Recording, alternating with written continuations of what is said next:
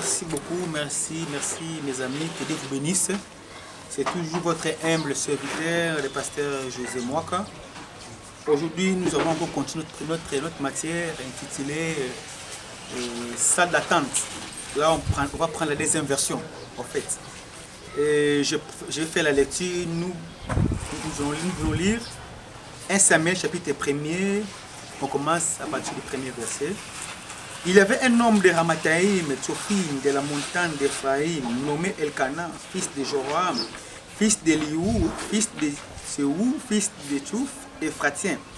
Il avait deux femmes dont l'une s'appelait Anne et l'autre Pénina. Pénina avait des enfants, mais Anne n'en avait point. Chaque année, cet homme montait de sa ville à Silo pour se prosterner devant l'Éternel. Devant l'Éternel des armées et pour lui offrir des sacrifices. Là se trouvaient les deux fils d'Élie, Ophni et Phiné, sacrificateurs de l'Éternel. Les jours où Elkana offrait son sacrifice, il donna des portions à Pénina, sa femme, et à tous les fils et à toutes les filles qui l'avaient d'elle. Mais il donna à Anne une portion double, car il aimait Anne que l'Éternel avait rendue stérile. Ça arriva à lui prodiguer les mortifications pour la porter à s'irriter de ce que l'Éternel avait rendu stérile. Et toutes les années, il en était ainsi. Chaque fois que quand il montait à la maison de l'Éternel, Pénina la mortifiait de la même manière, alors elle plairait et ne mangeait point. Et quand son mari lui disait, Anne, pourquoi pleures-tu et ne manges-tu pas? Pourquoi ton cœur est-il attristé? Est-ce que je ne vais pas pour toi mieux que 10 fils? Anne se leva après que l'on y mangeait et but assis l'eau. Le sacrificateur Élie assis si sincère, je pris de l'un du poteau du temple de l'Éternel. Et la mettim dans l'arme, elle pria à l'Éternel et versa des plaies. Je me limiter par ici. La suite, on va lire même de là où vous êtes. Vous pouvez continuer. Même 15e, 20e verset, c'est vraiment une très belle histoire que vous connaissez bien. Peut-être vous connaissez aussi bien plus que moi. Mais en fait, notre thème, c'est salle d'attente. Ici encore, j'aimerais matériel là d'ici. Vous savez, la Bible nous parle d'une femme brave, d'une femme courageuse. Elle était courageuse en esprit. Spirituellement, elle était courageuse et physiquement aussi, elle était courageuse. Parmi c'est quoi ici? Pourquoi j'ai dit courageuse? Parce que les milieux dans lesquels cette femme a vécu, les pressions qu'elle a à subir, ne l'a pas empêché à rester focalisée sur les chemins de l'Éternel. Anne, c'est le symbole de l'histoire, de la main puissante de l'Éternel. Anne, elle est icône d'une femme qui a si cherché Dieu dans ses tribulations. Comme on veut de lire maintenant là, elle a vécu dans un coin très combattu, mais ce que j'aime en cette femme, son esprit était debout, son esprit était vaillant. Elle était vraiment, elle est placée pour moi, elle est placée dans la race des aigles. Les hommes ou des femmes qui voient les choses de manière un peu surnaturelle. Elle n'a pas voulu fonctionner comme les gens qui étaient autour de lui. Mais elle a cherché à prendre de l'envol pour voir les problèmes là aussi. Elle voyait des choses comme ça en bas, très en bas. Pourquoi? Parce qu'elle était aiglée. Alors ça, c'est une particularité. Je me prie pour toi, là, toi qui me suis là où tu es, je prie vraiment, fermement, que tu sois affecté par cet esprit. L'esprit d'une femme, d'un homme qui savent chercher Dieu dans un domaine combattu, dans un lieu compétitif, dans un lieu abandonné, dans un lieu de rejet. La Bible dit, Anne manquait d'enfants. Dans ses entrailles-là, il n'avait pas d'enfants. Mais sa rivale, Pénina, avait d'enfants. Elle avait plusieurs enfants. Non seulement sa rivale avait plusieurs enfants, mais aussi chaque jour, sa rivale se mettait dans son coin. Il se mettait sur un autel, l'autel des injures, l'autel des époux, pour pouvoir injurier Anne, pour pouvoir mortifier Anne, pour pouvoir troubler sa mémoire, pour pouvoir écraser sa vision de voir Dieu, de chercher Dieu, pour pouvoir éliminer de la pensée de Anne l'esprit révolutionnaire de chercher Dieu à tout prix. Alors, Anne Pénina s'est fait un hôtel sur lequel il montait chaque matin, sur lequel il montait chaque jour, chaque soir, pour lancer des injures, pour lancer les mortifications à l'endroit de sa rivale qu'on appelait Anne. Oh my God.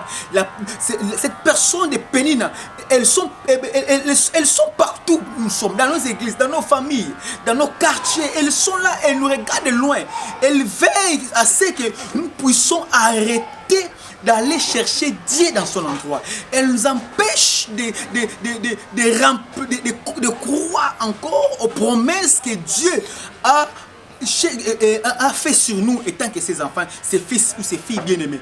Alors je prie pour toi là où tu es, dans ces quelques minutes. Quelques minutes, je prie pour toi que tu aies un esprit fort, que tu aies un esprit dit, un esprit capable de surmonter les injures des uns des autres, un esprit capable de surmonter les mortifications de tous les esprits ânes qui sont dans ton bureau, les esprits ânes qui sont dans ton église, les esprits ânes qui sont dans ton lieu de travail ou ton lieu de commerce. Je prie que tu sois hors d'état de nuire et que ta pensée ne soit pas brisée et que ton esprit de chercher Dieu ne soit pas brisé. Anne était là, Anne cherchait à briser l'espoir. Pardon, Pénina n'était que là pour briser l'espoir de Anne. Pénina était là seulement pour briser l'espoir de Anne, afin que celle-ci n'arrive plus à chercher Dieu. La Bible dit, il y avait dans cette même maison-là qu'on appelle l'amour. Il avait l'amour vrai. L'amour de son mari. Le mari de Anne, Elkana, aimait aussi Anne. Aimait Anne. Mais cet amour-là, en quelque sorte, c'était un amour un peu dangereux. Parce que cet amour-là voulait empêcher Anne de chercher Dieu comme il faut. Suivez-moi très bien. Elkana était là. Il y a des gens peut-être dans ta maison, ok, église, ok, sur église, le semble, chaque jour, voyez-vous, ce sont des gens qui nous aiment bien sûr, mais leur amour là, ça peut nous freiner par rapport à notre marche vers notre destinée. Elkana aima Anne plus, mais cet amour là n'a pas empêché Anne de chercher. Tu peux avoir un mari qui t'aime, mais c'est pas parce qu'il t'aime, cet amour ne peut jamais remplacer l'amour de Dieu. Il faut savoir faire les distinguos entre le vrai amour et l'amour de l'homme. Parce que l'amour de l'homme peut chercher à t'aimer, censé t'aimer, mais vraiment cet amour, peut-être ça peut te freiner aussi à chercher Dieu. Elkana aimait Anne, mais cet amour-là, Anne disait non, tu m'aimes bien sûr, mais ça ne peut jamais m'empêcher de chercher Jésus, de chercher mon Dieu, d'aller à l'église. Voyez-vous, c'est ce qu'il a. Il y avait aussi quelqu'un. Une autre personne qui était là aussi, qui pouvait aussi troubler la vie de cette dame combattante, qu'on appelle aussi les sacrificateurs. Les sacrificateurs étaient à l'église. Regarde ce qu'il dit, il dit à Anne, Olangwe Masanga. Pendant que Anne priait, les sacrificateurs lui disent Olangwe Masanga. Voyez-vous, donc c'était quelque part un embûche. Ça pouvait empêcher à celle qui dit non. Même l'église n'a pas semblé là. Même si la semblé, Anne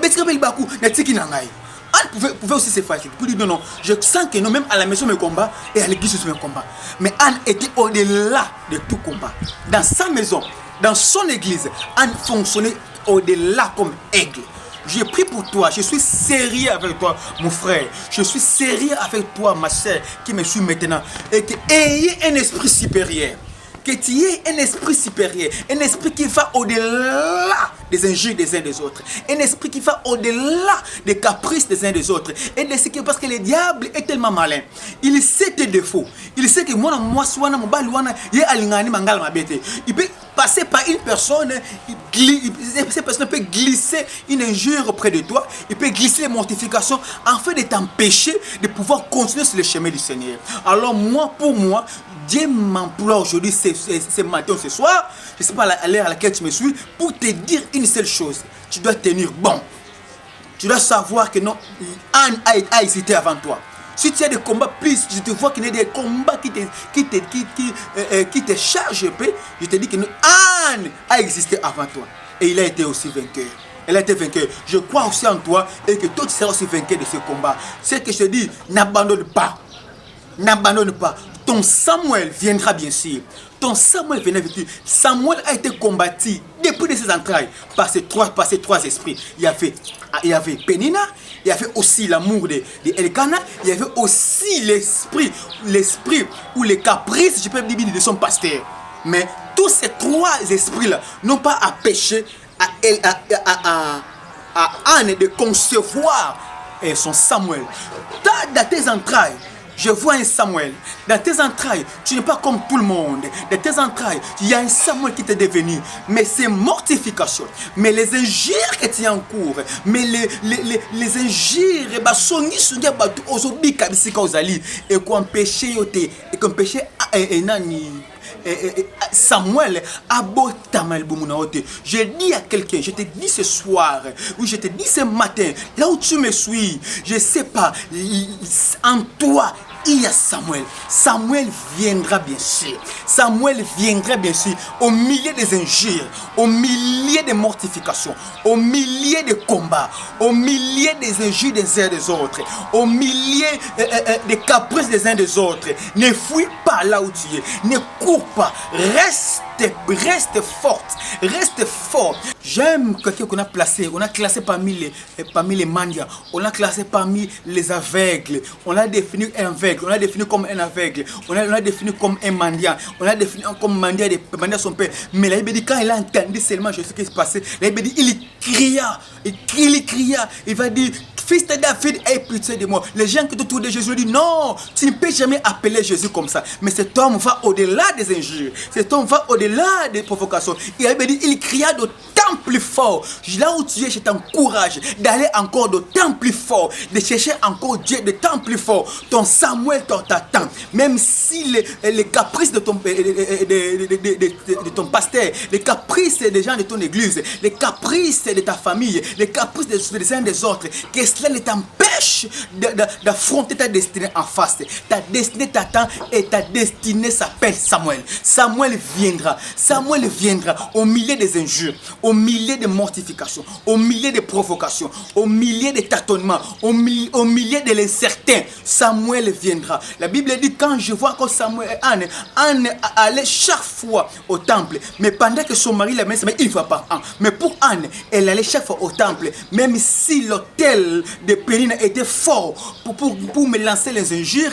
Mais moi, étant que Anne, je sais qu'après le jour, je chanterai la gloire. Je témoignerai la main de Dieu. Alors je ne peux jamais baisser mes bras. J'affronterai. Bambanda, basala mille. Basemiki, baganga ganga. Bakbal, il faut trouver oye nengeni kolembate. Et si quand ça bat yo, et si quand on nzela nzambe, nzela neza yo. Na nebisi mutu moko au affronter destiné, au côté na kati, et dit moi je suis la porte. Tout celui qui entre par moi, il sort avec les pâtirages. Dans la maison de Dieu, il y a les pâtirages. Entre dans sa maison, pénètre cette maison, ne lasse pas, ne tombe pas. Continue sur ton chemin, le chemin de ta destinée, le chemin de ton Samuel. C'est là où Dieu t'attend. Oh, je prie pour toi de loin. Je ne sais pas dans quelle ville tu me suis. Je ne sais pas dans quel contrée où tu te trouves maintenant. Mais je sais une seule chose. Et que ton Dieu que tu cherches. Que ton Dieu que tu cherches. C'est Dieu-là fera de toi vainqueur. Fera de toi vainqueur. Et je crois que tu es déjà vainqueur.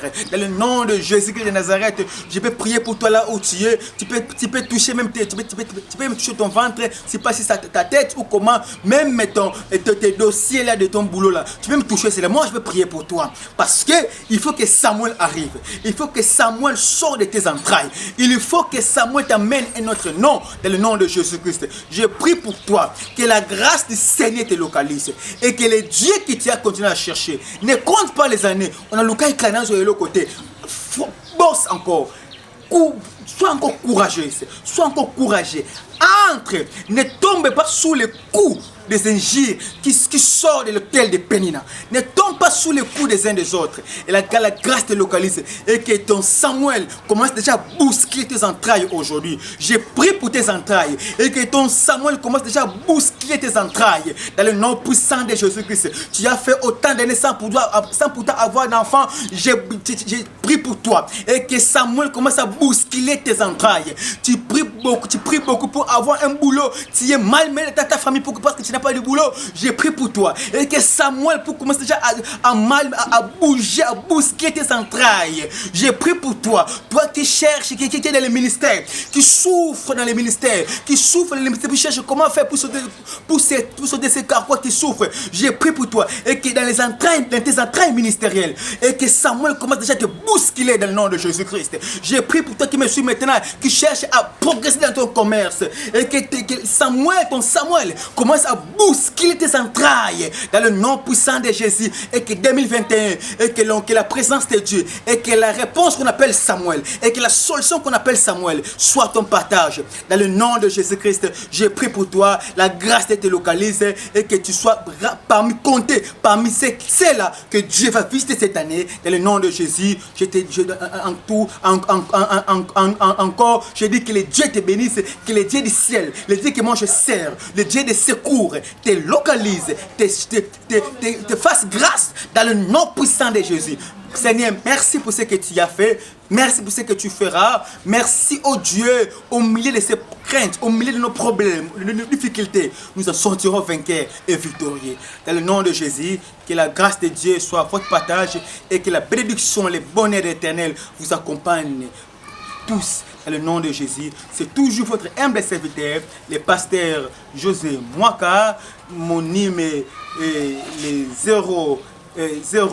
243 89 61 9 00 60 89 à la fin. 243 89 61 9 00 89 à la fin. Que Dieu vous bénisse. Bye. Soyez bénis au nom de Jésus-Christ.